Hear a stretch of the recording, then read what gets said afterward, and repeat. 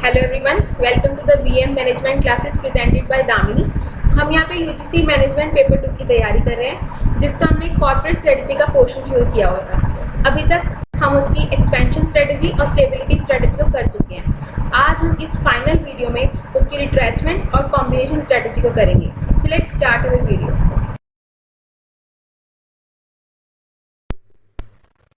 What is retrenchment strategy? जब हम रिट्रैचमेंट strategy की बात करते हैं तो उसका मतलब होता है कि एक स्ट्रैटेजी जो आपने बनाई थी वो सही नहीं बनी या सही से इम्प्लीमेंट नहीं हुई, या उस स्ट्रैटेजी के कारण आपको वो प्रॉफिट्स नहीं मिल पाए जो आपने सोचे थे, तो आप उस स्ट्रैटेजी को फिर से बनाते हो, तब हम उसे रिट्रैचमेंट कहते हैं। या तो आप उस स्ट्रैटेजी के ऊपर फिर से वर्क करते हो, या फिर जिस काम के लिए आपने वो स्ट्रैटेजी बनाई थी आप उस टोटली काम को वाइंड अप कर देते हो, एलिमिनेट कर देते हो। That is called retrenchment. कि जब हम एक स्ट्रैटेजी को या तो फिर से दोबारा उस पर काम करेंगे, फिर से उसमें चेंजेस लेके आएंगे, या फिर जिस काम के लिए वो स्ट्रैटेजी बनाई थी उस टोटली काम को हम वाइंड अप कर देंगे। इसमें हम एग्जांपल मैगी कंपनी की ले सकते हैं, क्योंकि मैगी कंपनी ने एक प्रोडक्ट निकाला था, मैगी का ही निकाला था, उसमें वेरिएशन करी थी कि इंडियन के अलग अलग फ्लेवर्स आएंगे, लाइक राजमा चावल एंड डोसा, पाव भाजी, और भी बहुत तरह के फ्लेवर्स ने निकाले थे। लेकिन उसकी ये स्ट्रैटेजी नहीं चली। जब उसको पता लगा कि उसके ऊपर उसको कॉस्ट ज़्यादा बेयर करनी पड़ रही है, इवन कोई प्रॉफिट्स नहीं हो रहे, उसकी ये स्ट्रैटेजी नहीं चली, तो उसने अपनी अपनी स्ट्रैटेजी को रिट्रैच कर लिया। उसने ये वाले प्रोडक्ट्स अपने निकालने बंद कर दिए, तो उसने एलिमिनेट ही कर दी वो वाली एक्टिविटी अपने इस बिजनेस ऑपरेशंस में से। So that's why line are written here, when a firm decide to eliminates its activity through a considerable reduction in its business operation। तो जब आपको लगेगा कि आप जो काम कर रहे हैं और जो आपने स्ट्रेटजी इस काम के लिए बनाई थी उसके मुताबिक काम नहीं हो रहा, मुझे वो प्रॉफिट्स नहीं मिल पा रहे और मेरी कॉस्ट ही लगती जा रही है बस, तो आप क्या करेंगे? या तो उस स्ट्रेटजी को फिर से बनाएंगे, उसमें कुछ चेंजेस लेके आएंगे, या फिर आप उस ऑपरेशन को ही बंद कर देंगे, आप उसे एलिमिनेट कर देंगे कि आपको नुकसान ना हो, आपकी जो लॉस बेयरिंग कंपनी है वो प्रॉफिट मेकिंग में बदल सके। That is called retrenchment strategy. मैंने यहाँ पे एग्जांपल जीएम ऑर्गेनाइजेशन फर्म की ली है। सो इस general motor of United state. अब इन्होंने क्या करा था, ये बहुत सारे ऑटोमोबाइल्स के पार्ट्स बनाते थे, जिसमें से कुछ पार्ट्स ऐसे थे जो इनको प्रॉफिट्स ही नहीं देते थे, इवन इनको उन पे कॉस्ट ज़्यादा पड़ती थी। जैसे अभी हमने बात करी कि मैगी कंपनी को कॉस्ट ज़्यादा पड़ती थी, ऐसे ही इनको भी ऑटोमोबाइल्स पे कॉस्ट ज़्यादा पड़ती थी और प्रॉफिट्स हो ही नहीं रहते जो इन्होंने सोचे थे। तो इन्होंने एक डिसीजन लिया, क्यों ना हम सिर्फ वो वाले पार्ट्स बनाएं जो हमें प्रॉफिट्स देते हैं। तो इन्होंने ऐसे ही करा, इसके अंदर रिट्रैचमेंट स्ट्रेटेजी लगाई। जो पार्ट्स इनको प्रॉफिट्स नहीं देते थे और कॉस्ट उन पे लगती जा रही थी, इन्होंने उनको एलिमिनेट ही कर दिया, उनके ऊपर काम करना बंद कर दिया। इन्होंने सिर्फ फोकस किस पे किया? जो प्रोडक्ट या जो मटेरियल या जो ऑटोमोबाइल पार्ट्स इनको प्रॉफिट देते थे, बस उनके ऊपर फोकस किया और अपनी जो रिस्क बेयरिंग कंपनी थी या लॉस बेयरिंग कंपनी थी उसको प्रॉफिट मेकिंग में बदला। नाउ रिट्रैचमेंट स्ट्रेटजी हमारे पास तीन तरह की होती हैं। आगे इसकी फर्दर तीन स्ट्रेटजीज होती हैं। A very first one is an turn around strategy, divestment strategy and liquidation strategy. अभी रिट्रैचमेंट में हमने यही पढ़ा था कि या तो हम उसे फिर से बनाएंगे या उसे एलिमिनेट कर देंगे। उसे तीन वे से कैसे करेंगे ये हम वन बाय वन पढ़ेंगे। A very first one is a turn around strategy. जैसे कि इसके नाम से ही पता लग रहा है, टर्न अराउंड, वापस से मुड़ जाना। सो इसके अंदर भी क्या होता है कि आपने जो स्ट्रेटजी बनाई है, अब आपको पता लग रहा है कि ये स्ट्रेटजी बनाने से मेरा काम नहीं चल रहा, मुझे प्रॉफिट्स नहीं हो रहे, इवन मुझे कॉस्ट ज़्यादा बेयर कर हो रही है। तो आप क्या करोगे? उसी स्ट्रेटजी के ऊपर वापस से प्लान करोगे, वापस से उसमें कुछ चेंजेस लेके आओगे, अपनी डिसीजन मेकिंग फिर से उस पर करोगे। अब फिर उसको बाद चेंजेस लाने के बाद फिर से आप उसको इम्प्लीमेंट करोगे और देखोगे कि अब क्या चेंजेस आ रहे हैं। तो इसे कहते हैं टर्न अराउंड स्ट्रेटजी, वापिस से अपनी स्ट्रेटजी पे वर्क करना शुरू कर देना। So this is basically a restructuring strategy which comes in response of ineffective strategy. आपने जो स्ट्रेटजी बनाई थी डेट इज अ इनइफेक्टिव, आप उस पर वापस से काम करें, that is called a turn around strategy. अब टर्न अराउंड स्ट्रेटजी को इम्प्लीमेंट करने के तीन वेज होते हैं। सबसे पहला, the chief executive and the management team handles the entire turn around strategy with the advisory support of external consultant. आपकी ही टीम, आपका ही चीफ एग्जीक्यूटिव एक्सटर्नल कंसल्टेंट के साथ मिलकर इस स्ट्रेटजी को इम्प्लीमेंट करेगा। That is the very first one. Second में क्या होगा?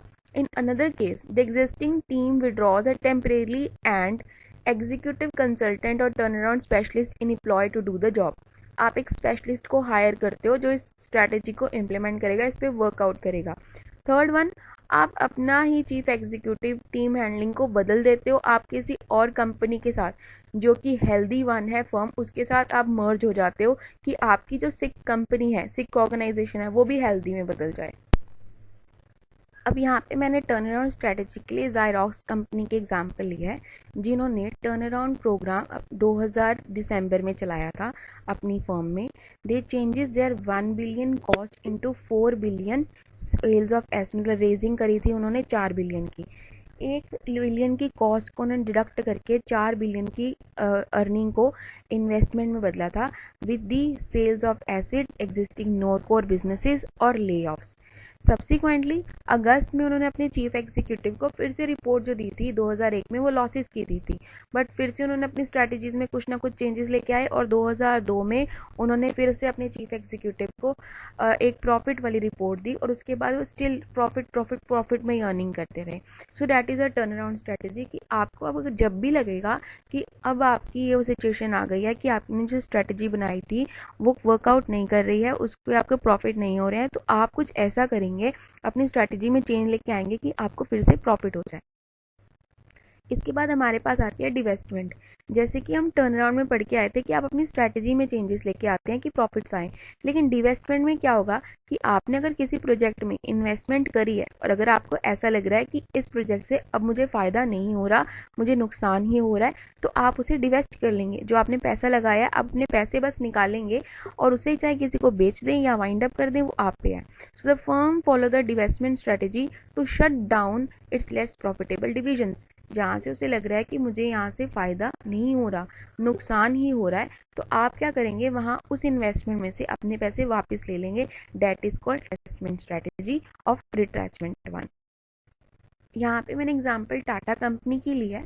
टाटा कंपनी में 19 दिसंबर में एक टोमोको नाम की फर्म खोली थी which name is Tata oil mill company.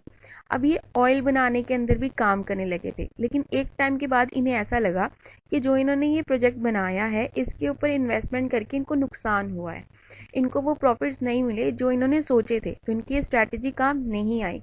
तो इन्होंने अपना पैसा सिर्फ लेने के लिए या अपना पैसा रिकवर करने के लिए अपनी टोमोको कंपनी को सोल्ड कर दिया हिंदुस्तान लीवर, जो ऑलरेडी सोप्स और डिटर्जेंट्स में ही काम करती है और हायर लेवल पे है, तो इन्होंने उसको बेच के अपना पैसा बस रिकवर कर लिया। That is called investment strategy कि आपने एक बार इन्वेस्टमेंट कर दी, पूरा एक प्रोजेक्ट खड़ा कर दिया, लेकिन एक टाइम के बाद अब आपको ऐसा लग रहा है कि उसमें आपको प्रॉफिट्स नहीं हो रहे, सिर्फ लॉस ही बेयर करने पड़ रहे हैं या आपको कॉस्ट ही बढ़ती जा रही है, आपको प्रॉफिट्स मार्जिन्स नहीं आ रहे, तो आप उस बेच देंगे और अपने जो इन्वेस्टमेंट वाले पैसे थे आप रिकवर कर लेंगे, चाहे कुछ कम आए लेकिन कुछ तो आता है, तो आप डिवेस्टमेंट करते हैं फिर उसमें। Now the last one is a liquidation. Retrenchment के अंदर लास्ट हमारी जो स्ट्रैटेजी आती है, इट इज अ लिक्विडेशन। अभी हम पढ़ के आए थे turn around divestment. Turn around में क्या था कि आप अपनी स्ट्रैटेजी में चेंजेस लाते हैं। डिवेस्टमेंट में क्या होता है कि आपने जहाँ इन्वेस्टमेंट करी वहाँ से बस आप रिकवरी करते हैं अपने पैसे किसी तरीके से, डिवेस्टमेंट कर लेते हैं। लिक्विडेशन का मतलब है कि अब आपने जो प्रोजेक्ट बनाया था जिसपे आप काम कर रहे थे, अब आपको प्रॉपरली दिख रहा है कि इस पर कुछ नहीं हो रहा, सिर्फ कॉस्ट ही कॉस्ट जाती जा रही है, इवन मेरी तरफ से भी पैसे इसमें मैं डालता जा रहा हूँ और मुझे कुछ प्रॉफिट्स कुछ नहीं बेयर हो रहे, तो आप क्या करोगे, उस प्रोजेक्ट को बिल्कुल बंद कर दोगे, उसे आप शट डाउन कर दोगे, वाइंड अप कर दोगे। That is called liquidation strategy.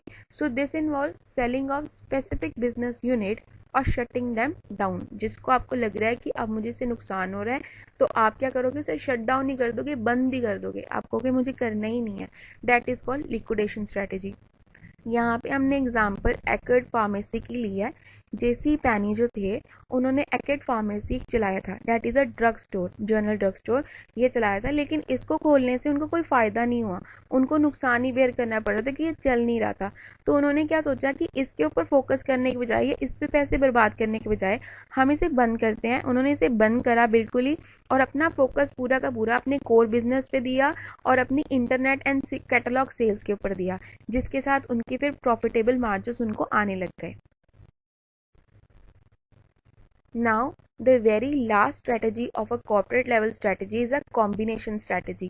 अब इसके नाम से ही पता लग रहा है कॉम्बिनेशन। कुछ चीज़ों का मिला हुआ एक कॉम्बिनेशन। यहाँ पे स्ट्रैटेजीज़ का मिला हुआ कॉम्बिनेशन है। तो हमने लास्ट जो तीनों स्ट्रैटेजीज़ पढ़ी हैं वो तीनों की तीनों इसके अंदर आ जाएंगी।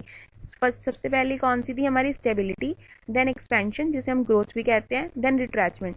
अब ये तीनों स्ट्रैटेजीज का कॉम्बिनेशन ही कहलाता है कॉम्बिनेशन स्ट्रैटेजी। इसकी कोई अपनी आइडेंटिटी नहीं होती, इसीलिए it is not a independent classification, कुछ नहीं है। So it is also known as mixed and the hybrid strategies. ये नाम जरूर याद रखें कि पेपर में आपको कहीं भी आया मिक्स्ड और हाइब्रिड तो आपको वहीं से पता लग जाएगा that is related to the combination strategy.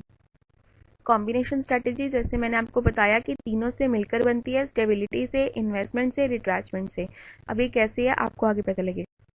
Combination strategy, thus the possible combination of strategy may be, किस हिसाब से होगा, stability in some businesses and growth in other businesses. अगर आप एक से ज़्यादा प्रोडक्ट्स पे या यूनिट्स में काम कर रहे हैं, बिजनेस यूनिट्स आपके एक से ज़्यादा हैं, तो एक में आप स्टेबिलिटी स्ट्रैटेजी को इम्प्लीमेंट कर सकते हैं और दूसरे में आप ग्रोथ को कर सकते हैं। या फिर एक में आप स्टेबिलिटी को कर रहे हैं तो दूसरे में आप रिट्रैचमेंट को भी कर सकते हैं। एक में आपको लग रहा है कि मुझे चेंजेस नहीं लाने तो आप स्टेबिलिटी करोगे, एक में आपको लग रहा है कि मुझे फ़ायदा नहीं हो रहा आप रिट्रैचमेंट करोगे। या फिर आप एक में ग्रोथ कर सकते हैं, एक में रिट्रैचमेंट कर सकते हैं। ऐसे ही अगर आपके 1, 2 या 3 या इससे भी ज़्यादा आपके बिजनेस ग्रुप्स हैं तो आप अलग अलग बिजनेस ग्रुप्स में अलग अलग स्ट्रैटेजी को इम्प्लीमेंट कर सकते हैं। जैसे एक में स्टेबिलिटी कर दी, एक में ग्रोथ कर दी और एक में रिट्रैचमेंट कर दी। आपको मेरी वीडियो कैसी लगी प्लीज़ कमेंट्स बॉक्स में जरूर बताएं। मेरी वीडियो को लाइक करना, शेयर करना मत भूलें, क्योंकि जितना ज़्यादा आप इसे शेयर करेंगे उतने नीडी स्टूडेंट्स को ये मिल पाएंगी। मेरे चैनल को सब्सक्राइब करें और बेल आइकन दबाना मत भूलिएगा। मैं आपके लिए ऐसी नई नई वीडियोस लाती रहूंगी। Thank you for watching my video. Subscribe now and press the bell icon. Never miss an update.